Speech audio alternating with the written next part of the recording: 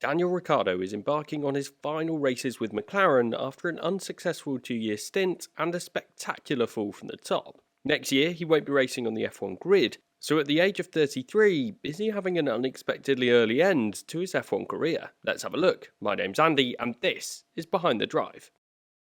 Ricciardo's last 2 years have been dreadful. After his successful rise through the ranks with Toro Rosso and Red Bull earlier in his career, he became well adjusted to cars with a strong front end. This type of car allowed him to carry higher speed into the corners, and that very quickly became his trademark, with the Australian driver being known as the last of the late breakers with some daring overtakes. The switch to Renault meant his car wouldn't have the same front end strength, and he struggled to get to grips with the brakes. But once he adjusted his driving style, he continued to be mighty in that team, as fundamentally the car shared similar traits to his Red Bull. His 2020 season in particular was exceptional, as he was firmly in the best of the rest spot and maximising his performance from the car, so Ricciardo's skills were clear for all to see, even after he made the decision to drop back into the midfield.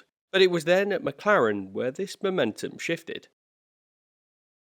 The McLaren car Ricciardo inherited in 2021 was something completely different. The car didn't have the strong front end that he was used to, and to put it simply, he was unable to drive in the same way that he had for his entire F1 career to that point. He was unable to carry the higher speeds into the corners, and with Lando Norris well adjusted to this car, Ricciardo was a long way behind. The Australian driver's move to McLaren exposed this fundamental weakness in his driving style, but the fact that these issues have persisted for the driver for 2 years has also shown that he's struggled to adapt. I guess the challenge of being so used to a certain driving style over almost 10 years in the sport means it's very difficult to adjust once you get there. It was a similar challenge that we've seen for other drivers that have been moving into the Red Bull. Generally speaking, drivers have struggled to adapt to the nuances of that car with the strong front end. So Ricciardo's challenges in the McLaren were clear, and he has clearly reached a point where the team can't adapt the car to his liking, and he's failed to change the way he drives. But that doesn't necessarily mean he wouldn't be able to have more success in the future if he was to go back to a car that suits his driving style.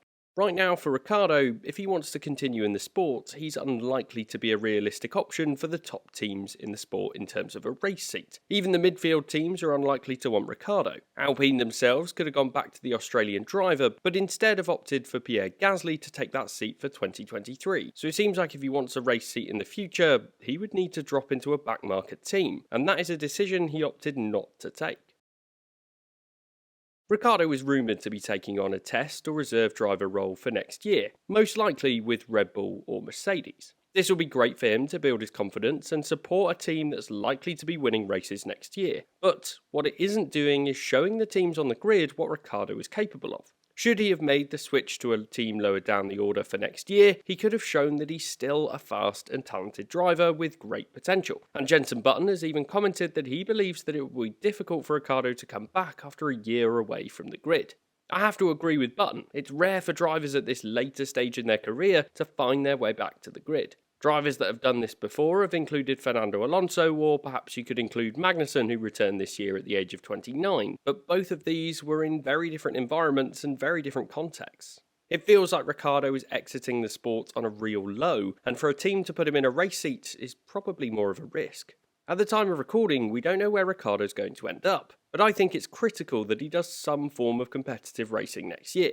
It's likely that his confidence will be low after these 2 seasons where he struggled to compete in F1, so as a way to build that confidence back, I think he needs to be racing. It's not unprecedented for drivers to compete elsewhere while they're a test or reserve driver for an F1 team, and assuming he does well in whatever category he chooses, he will hopefully be a better choice for a team on the F1 grid when silly season rolls round again. Ricciardo himself has stated that he doesn't plan on racing next year though, and is in talks with teams regarding that reserve driver role. The implications from his comments are that he doesn't want to race next year at all, which I think is the wrong decision, and could cause him some issues in terms of getting back onto the grid. But of course, stranger things have happened in Formula 1. Ricciardo's performance in Mexico was one that required some brilliant skills to make sure the tyres lasted through the first stint, to then take advantage of the soft compound tyre in the second. Ricciardo was fortunate that he was able to stop when he wanted to and didn't have any traffic to be concerned about through the race. But regardless, in that final stint he managed to go from 12th to 7th in about 20 laps, reaping the rewards of those soft compound tyres.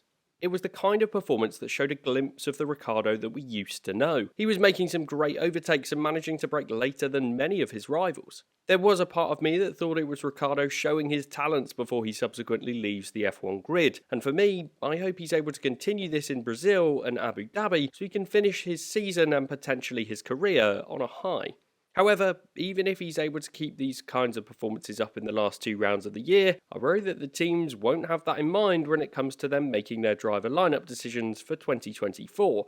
Daniel Ricciardo's fall from the top has been abrupt and disappointing. It's difficult to see the 8-time race winner get back onto the F1 grid in the future, which is a real shame as I think most people would agree that he could have achieved so much more from his career.